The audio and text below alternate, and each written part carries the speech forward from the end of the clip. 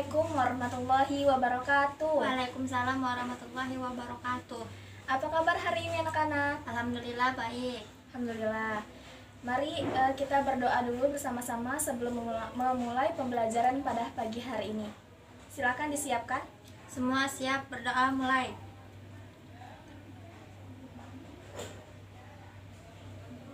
Berdoa selesai. Beri salam. Assalamualaikum warahmatullahi wabarakatuh. Waalaikumsalam warahmatullahi wabarakatuh.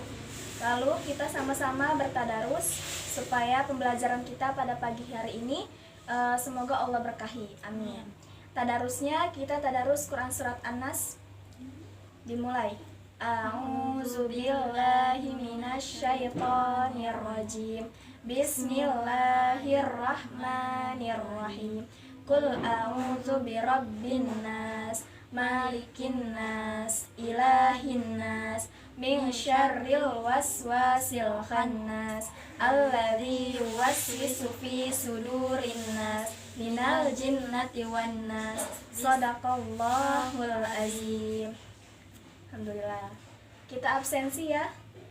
Hari ini masuk semua? Enggak. Siapa yang tidak masuk? Tia sama Muti Oh iya, kenapa? sakit. Ya, kita doakan semoga Tia dan Muti segera sembuh, sehat lagi dan bisa belajar bersama lagi. Amin.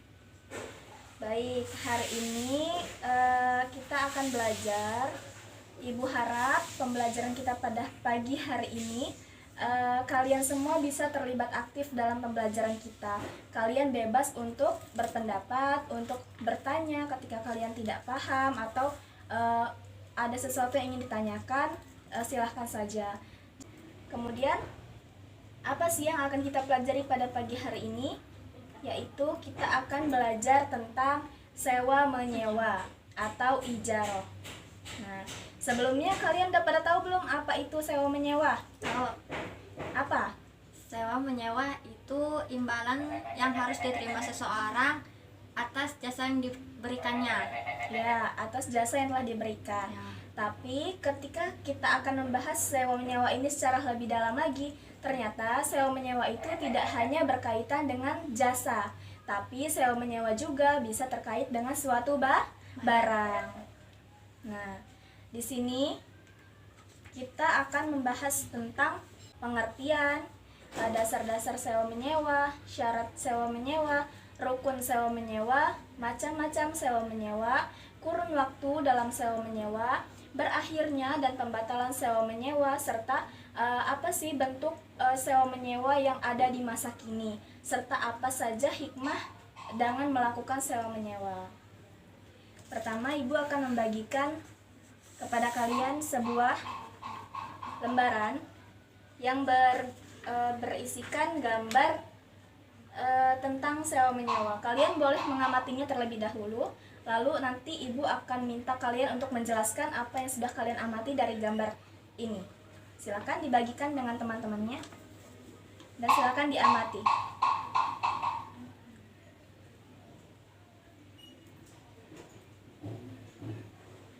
Sudah? Silakan diamati apa yang kalian amati dari gambar tersebut. Dari gambar ini saya mengamati bahwa ada seseorang yang menyewa rumah dalam waktu 1 tahun, mengkontrak pokoknya 1 tahun, terus diberi uang, terus dia sama orang yang memberikan jasanya ini deal. Sepakat ya? Ya. Ya. Benar sekali apa yang sudah disampaikan oleh April. Jadi, di sini ada sebuah gambar di mana ada 2 orang. Ini adalah sebagai pelaku dari sewa menyewa. Ada seorang penyewa dan orang yang menyewa. Terus di sini ada gambar uang. Sejumlah uang digunakan untuk pembayaran dalam sewa menyewa tersebut. Dan di sini ada gambar rumah. Ini sebagai objek dari sewa menyewa. Dan di sini juga ada tanda orang yang bertanda tangan. Ya. Artinya ini adalah perjanjian yang tertulis. Tuh. Selanjutnya Ibu akan mulai menjelaskan tentang materi kita pada hari ini. Kita masuk ke pengertian sewa menyewa. Sewa menyewa merupakan pemakaian sesuatu dengan membayar sejumlah uang dan kesepakatan untuk memberikan hak menggunakan suatu benda atau jasa dalam jangka waktu tertentu, baik dengan perjanjian tertulis maupun tidak tertulis, sehingga apa yang disewakan itu hanya dapat digunakan oleh penerima hak, artinya oleh orang yang menyewa selama jangka waktu yang telah disepakati. Begitu. Itu adalah pengertian dari sewa menyewa. Nah, sewa menyewa ini dalam bahasa Arab disebut dengan al-ijaroh atau ijaroh, gitu ya.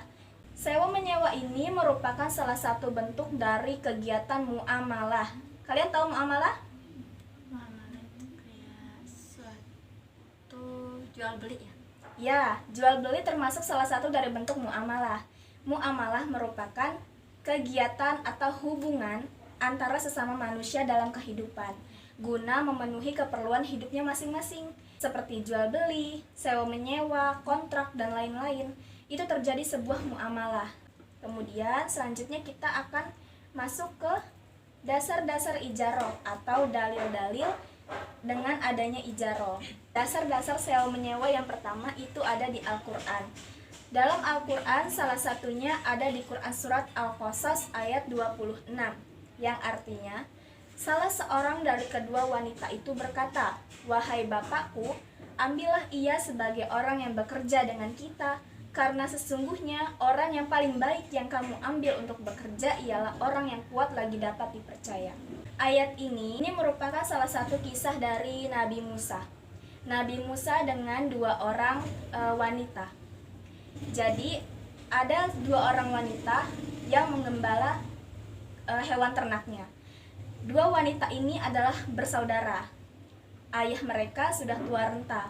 Biasanya ayah mereka yang mengembala, tapi karena ayahnya sudah tua dan mungkin tidak mampu lagi untuk mengembala, maka digantikanlah oleh mereka berdua. Kemudian mereka bertemu dengan Nabi Musa yang kala itu sedang menggembala hewan ternaknya juga. Akhirnya Nabi Musa ini diajak oleh kedua wanita ini untuk menemui ayah mereka dengan harapan ayah mereka dapat mengambil Nabi Musa bekerja dengan mereka guna ikut membantu menggembala hewan ternaknya, seperti itu. Jadi ini merupakan salah satu dasar dari adanya sewa menyewa jasa. Kemudian yang kedua di hadis. Dari hadis riwayat Ibnu Majah bahwa dari Ibnu Umar radhiyallahu anhu Rasulullah sallallahu alaihi wasallam bersabda, "Berikanlah upah atau sewa kepada buruh itu sebelum kering keringatnya." Jadi ini masih sama dengan terkait sewa menyewa jasa. Dan yang terakhir itu dari ijma. Dari kitab Al-Fiqih Al-Islami bi Al-Dilah menjelaskan tentang adanya ijma al-ummah pada zaman sahabat Nabi mengenai boleh adanya akad ijaroh karena adanya kebutuhan nyata bagi masyarakat untuk melakukan hal tersebut, sebagaimana kebutuhan nyata atas akad jual beli. Jadi itu. Kemudian masuk ke syarat-syarat ijaroh. Syarat-syarat ijaroh di sini ada 5. Yang pertama, syarat bagi kedua orang yang berakad, artinya bagi pelakunya. Seperti yang digambar tadi. Di sini ada 2 orang. Kedua orang ini disebut dengan akid. Akid itu adalah sebutan untuk orang yang berakad. Tuh, namanya akid. Di dalam sini ada 2 pihak kan, ada yang menyewa dan ada yang menyewa dan ada yang menyewakan. Syaratnya, syarat sah dalam sewa menyewa, kedua orang ini harus telah balik dan berakal. Itu menurut mazhab Syafi'i dan Hambali. Tapi menurut mazhab Hanafi dan Maliki, orang yang berakad itu tidak harus sudah balik. Sudah mumayyiz pun boleh melakukannya. Tahu mumayyiz? Mumayyiz itu adalah orang yang sudah bisa membedakan mana yang baik dan mana yang buruk. Jadi walaupun dia masih kecil, kalau dia udah bisa membedakan mana yang baik dan mana yang buruk, itu udah boleh melakukan akad gitu, asalkan disetujui oleh walinya, oleh orang tuanya. Itu terjadi perbedaan pendapat gitu. Kemudian yang kedua, syaratnya kedua belah pihak yang melakukan akad ini harus sama-sama rela. Artinya harus sama-sama sepakat, iya. Kemudian yang ketiga, manfaat yang menjadi objeknya itu harus diketahui secara jelas. Objeknya di sini yang mana? Rumah. Rumah ini harus diketahui manfaatnya dengan jelas. Ketika melakukan akad, maka akad tersebut dikatakan sah. Bagaimana cara kita menentukan manfaatnya? Ya kita harus tahu, ketika kita mau menyewa sebuah rumah ini, kita harus tahu rumah ini akan digunakan untuk apa. Yang ingin disewakan itu harus yang dihalalkan oleh syariat, artinya untuk kebaikan, bukan untuk hal-hal yang buruk. Terus syarat selanjutnya, objek ijarah ini dapat diberikan secara langsung dan tidak ada cacatnya. Misalnya kita mau menyewa sebuah pakaian, baju, misalnya kita sewa baju, tidak ada robeknya, tidak ada jahitan yang rusak. Yang terakhir, yang kelima, objek ijarah itu sesuatu yang dibolehkan oleh syariat. Itu tadi kan. Jadi barang yang mau disewa itu harus yang dibolehkan dengan Islam. Contohnya nih gini, kita nggak boleh menggaji tukang sihir. Kita nggak boleh menyewa orang untuk membunuh, karena itu nggak baik gitu. Jadi nggak dihalalkan oleh syara tuh. Terus kalau kita mau nyewa tempat juga, kita nggak boleh menyewakan suatu tempat untuk kepentingan yang tidak baik, misalnya untuk tempat berjudi, untuk apalagi tempat-tempat yang nggak baik lah pokoknya, itu nggak boleh ya. Materi selanjutnya yaitu rukun-rukun ijarah. Rukun-rukun ijarah berdasarkan jumhur ulama, rukun ijarah itu ada 4. Yang pertama, orang yang berakad, yaitu akid tadi ya. Ada yang menyewa dan ada yang menyewakan. Yang kedua, sigot akad. Sigot itu adalah ucapan atau ungkapan dan penjelasan yang keluar dari salah satu orang yang berakad sebagai gambaran kehendaknya dalam mengadakan sebuah akad. Selanjutnya, upah atau bayaran. Bayaran ini diberikan kepada orang yang menyewakan, ya, orang yang menyewakan atau orang yang bekerja kepada kita. Dan yang terakhir adalah rukunnya itu manfaat. Ya, salah satu cara untuk mengetahui barang itu bermanfaat adalah dengan menjelaskan manfaatnya, batasan waktu dan jenis pekerjaannya. Kita masuk ke macam-macam ijarah. Macam-macam ijarah itu ada 2. Yang pertama, ijarah barang, ya. Dan yang kedua adalah ijarah pekerjaan. Apa sih ijarah yang bersifat barang ini? Misalnya, kita menyewa sebuah rumah, kendaraan, pakaian, perhiasan.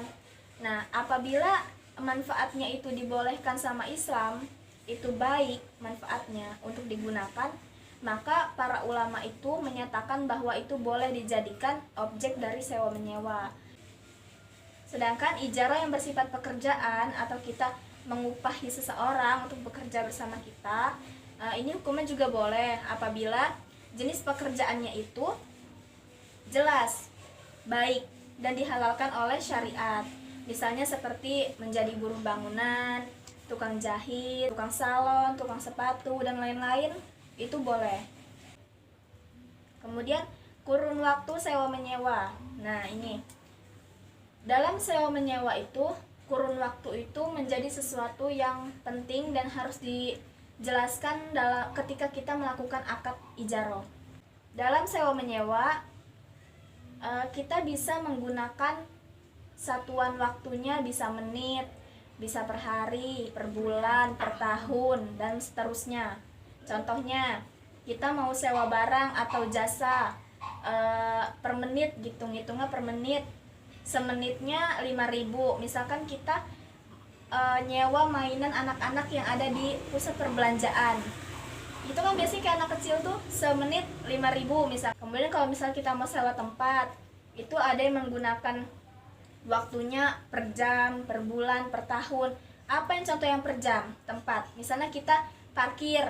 Misalnya kita mau parkir motor di depan rumah sakit.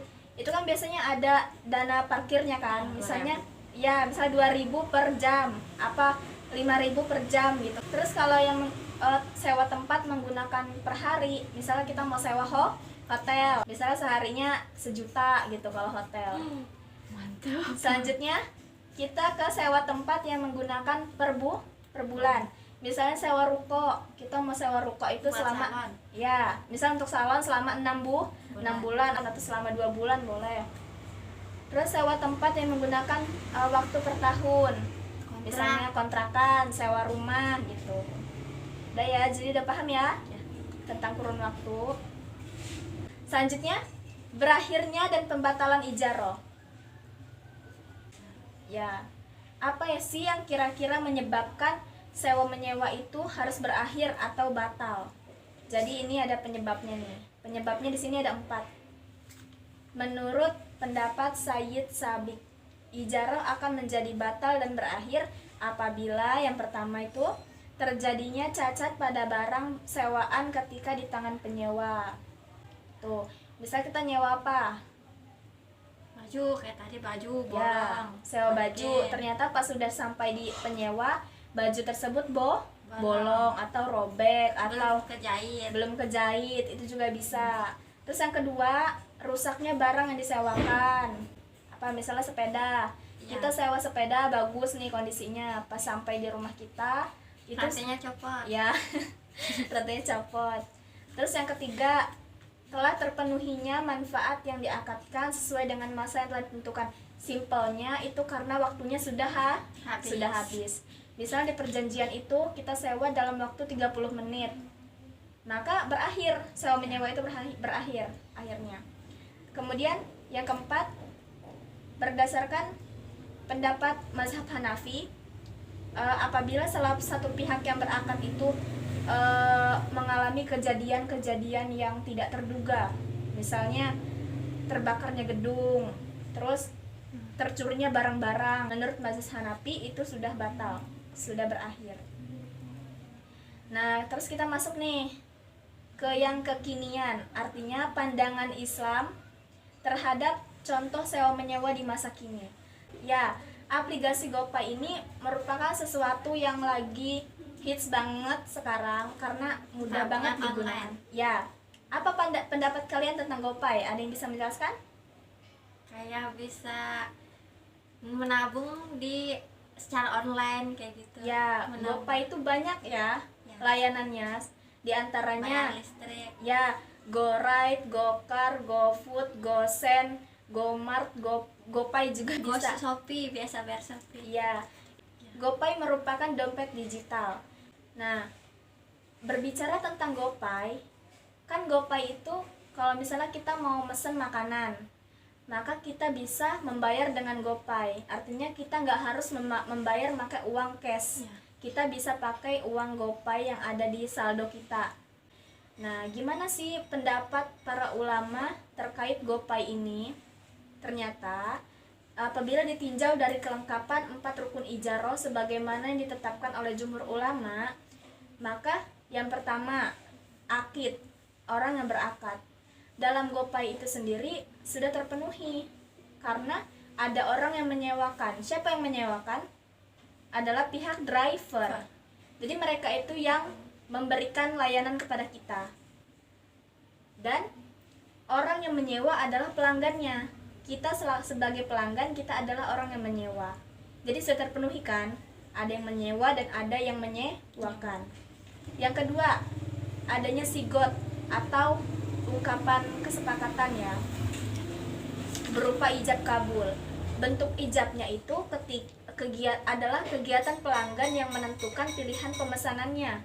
Kan biasanya kita ngisi, ya biasanya kita ngisi tuh, kita mau pesan apa? Misal kita mau pesan nasi goreng dengan harga 15.000.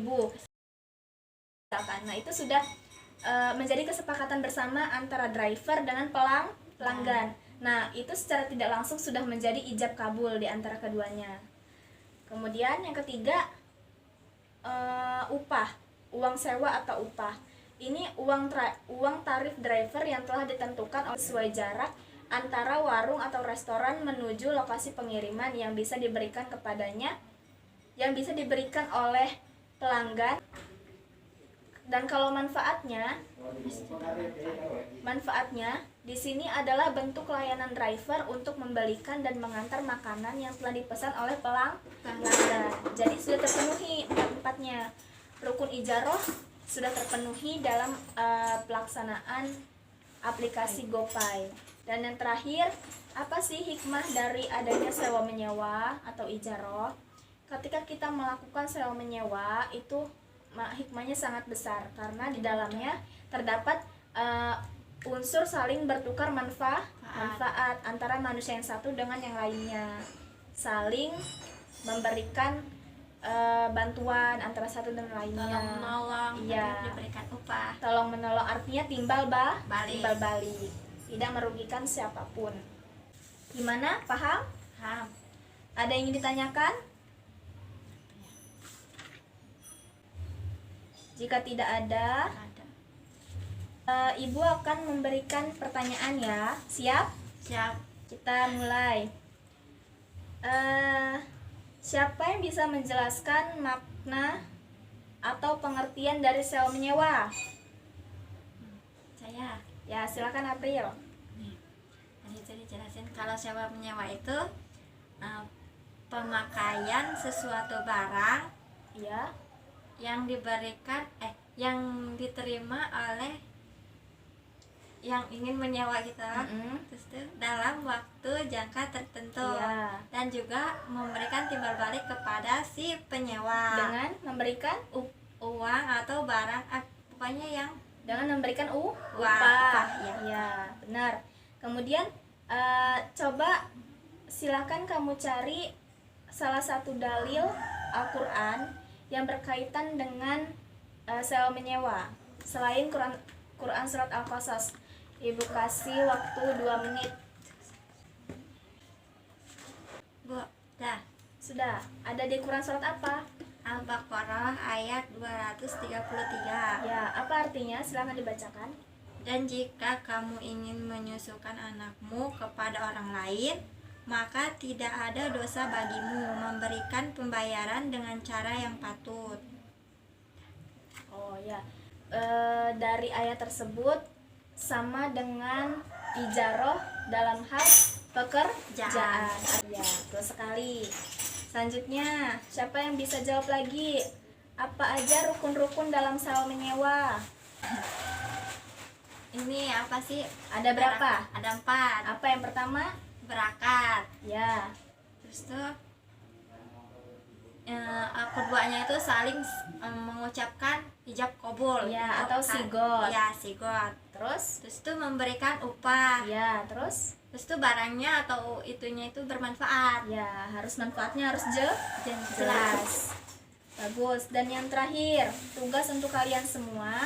Silakan kalian berikan salah satu contoh kegiatan sewa menyewa dalam kehidupan sehari-hari. Jika sudah, bisa angkat tangannya dan boleh disebutkan contohnya. Kayak Boleh, apa contohnya? kayak misalkan seorang ibu ingin mengadakan arisan di sebuah gedung. Ya, Nah, ibu itu menyewa kepada yang punya gedung itu Iya. dengan memberikan uang. Dia tuh yang penyewa ini nih memberikan uang apa sih? Bayarannya dengan senilai untuk menyewakannya Iya. senilai 5 juta dalam waktu sehari dalam Iya. menyewa gedung itu. Nah, ibu itu sepakat Iya. dan jadi mereka sewa menyewa. iya, betul sekali apa yang sudah dicontohkan. Baik, alhamdulillah sudah paham ya anak-anak. Oke, alhamdulillah kalau sudah paham, kalian juga sudah bisa menyebutkan dan bisa menentukan salah satu contoh sewa menyewa dalam kehidupan sehari-hari. Baik, nasihat dari ibu, semoga ketika kita dalam kegiatan bermuamalah dengan sesama, kita selalu menjunjung sikap jujur, tanggung jawab, karena dengan jujur maka semuanya akan berjalan dengan baik. Kesimpulannya, sewa menyewa itu merupakan pemakaian atas sesuatu dengan memberikan sejumlah uang dan kesepakatan di antara penyewa dan yang menyewa guna memiliki atau memiliki hak untuk menggunakan apa yang disewakan tersebut dalam jangka waktu tertentu dengan jumlah bayaran yang sudah disepakati. Baik, itu saja yang bisa kita pelajari hari ini. Kurang lebihnya Ibu mohon maaf, kepada Allah Ibu mohon ampun. Sebelum itu kita selesaikan dengan membaca lafaz hamdalah. Alhamdulillahirabbil alamin. Dan doa selesai belajar. Selesai. Ibu akhiri, wassalamualaikum warahmatullahi wabarakatuh. Waalaikumsalam warahmatullahi wabarakatuh.